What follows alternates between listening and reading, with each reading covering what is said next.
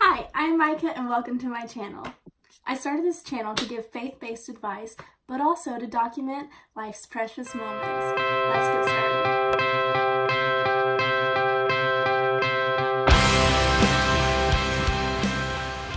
Hi, I'm Micah. Today I want to talk specifically to Christian girls who have found themselves in a relationship that they are unequally yoked and might feel stuck or guilty for trying to leave such a situation. Thankfully, I've never found myself romantically involved with anyone who has ever tried to abuse me in any way, whether physically, emotionally, or mentally. However, I've known many women who have found themselves in such situations. And the common denominator in many of these instances seem to be a young Christian female involved with an unbeliever. And the reason that the Bible talks about being unequally yoked is not so that we can't have any fun as Christians, but it's to keep us from harm, to protect ourselves. And the only explanation that I can think of why someone would risk being harmed as a believer is attractiveness. Newsflash, girls are attracted to really cute boys, and there isn't anything wrong with attraction necessarily. God created it after all. The issue comes when we start justifying one's actions because of our attraction to them. The Bible says in 1 Samuel 16:7, "But the Lord said unto Samuel, Look not on his countenance or the height of his stature, because I have refused him. For the Lord sees not as a man sees, for man looks on the outward appearance, but the Lord looks at the heart." The Lord looks at the heart. He looks past incredible hair, gorgeous smiles, and charismatic personalities. He looks at one's intentions. He looks at who someone is as a person.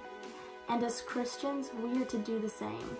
A big thing that probably all females struggle with is this idea that we can find a guy and fix or change him. We find a good-looking bad boy and we think to ourselves, I really think I could be the person to change him. However, this is a job that does not belong to us. The Bible says in Ezekiel chapter 36, verses 26 through 27, "A new heart also will I give you, a new spirit will I put within you, and I will take away the stony heart out of your flesh, and I will give you an heart of flesh. And I will put my spirit within you, and cause you to walk in my statutes, and you shall keep my judgments and do them." Does that sound like something any mere mortal can accomplish? No, of course not. It's too big of a task. It's up to God to change one's heart. And if we truly care about someone,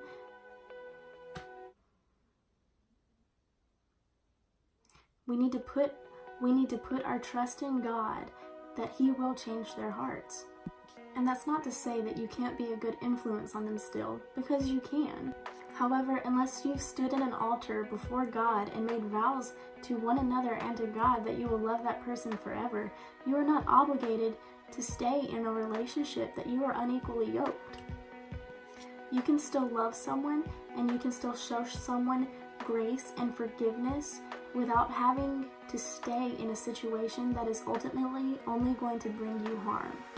Proverbs 4:23 says, "Keep thy heart with all diligence, for out of it are the issues of life." You have to take precautions that are necessary to guard your heart. And that's not to say that you will build up a wall and never let this person in, but rather giving the situation to God and trusting that He's going to work everything out for your best interest. I will leave you today with Proverbs 3:5-6. "Trust in the Lord with all thine heart, and lean not into thine own understanding. In all thy ways acknowledge Him, and He shall direct thy paths." Ladies, can we trust God to guide us in our relationships? Can we trust that He will direct us to the right man at the right time? If you like this video, give it a big thumbs up and share it with a friend. I'm also interested in knowing what you think, so leave your opinions down in the comments below and maybe we'll have a discussion. God willing, I will be making more videos like this and on other topics, so if you're interested in that, please hit the subscribe button. Until next time, God bless.